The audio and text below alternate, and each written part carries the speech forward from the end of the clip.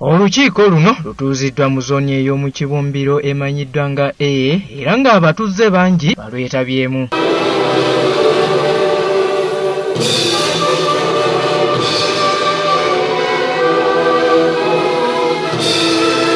Bano nno si beebooka ababadde mu lukiiko luno wabula n'amyuka mmeeya w'e Lubaga Omulangira Asumaani Ntale ansalawo mu kitundu kino Rehema Fuge osi wa poliisi y'e Nateete Afande Byansi akulira ebikwekweto ku poliisi y'e Nateete y'omu ku beetabye mu lukiiko luno era nga bano babaddewo kuwuliriza ebigenda mu maaso. Mazima ofanga bulungi omwami oyo yafudde katakyayogera naye yagezaako okulwana olutalo nga yeekubira enduulu ndowooza ne tutambula mpola naye kati ne bannaffe bano abasigaddewo batuneekubagiza ne tudda. Wano abatuuze we basinzidde mu lukiiko luno ne balumiriza omwami ategerekeseeko eri akasirye okubeera omulogo awedde emirimu era ng'alina munaawe gwe yasse.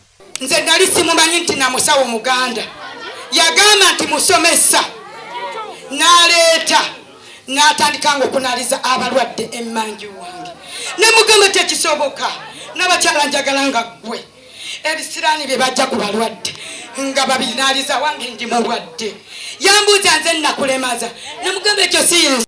Kasozi Godfrey nga yabadde atemera mu myaka egy'obukulu 40 yafa mu wiiki ewedde ku Lwokutaano era ne bamuziika Sande ya wiiki y'emu eyo tundu by'e Masaka ng'abatuuze balumiriza nti ono yasooka kuyomba n'omwami ono ategerekeseeko nga kasiwe era ng'ono yamuwa ennaku 3 zokka ng'avudde mu bulamu bw'ensi eno era bw'atyo teyalutonda. Azandaalika mu lujjudde lw'abantu ng'aga mu public nga ngamba kyagenda okukola semwogerere abatuuze bawano bonna kyebagenda okutegerako nti ye tamanyirwa. Oluvannyuma kansalawo mu kitundu kino omukyala Rehema Fuge yaguddewo olukiiko luno era ng'abatuuze abakutte omubabiro. Tuleke embeera nga bweri wabula tumugyewo mu mirembe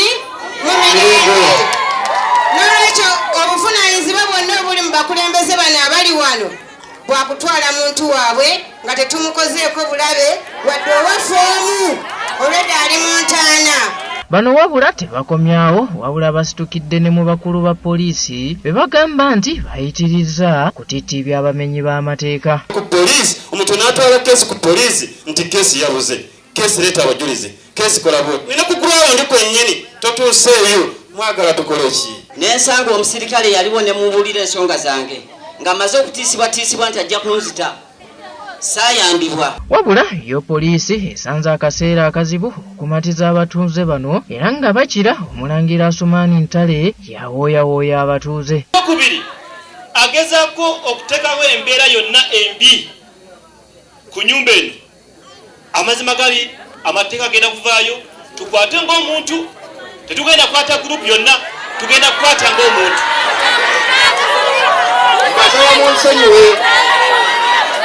Nyuma nno Asumaani Ntale alagidde ssentebe w'oku kyalo kino okugoba omusajja ono nga bayita mu kuwandiika ebbaluwa olwo nno abatuuze gye bataddeko omukono bw'atyo n'agobebwa ku kyalo.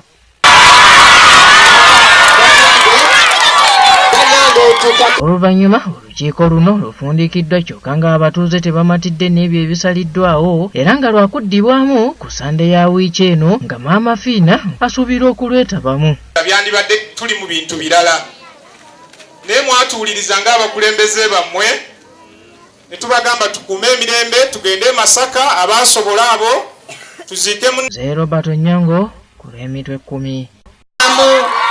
Waliwo ddirisa ne mbeeramu saba ne mbeeramu ne sekuritale yajjanga nga atuukirawo.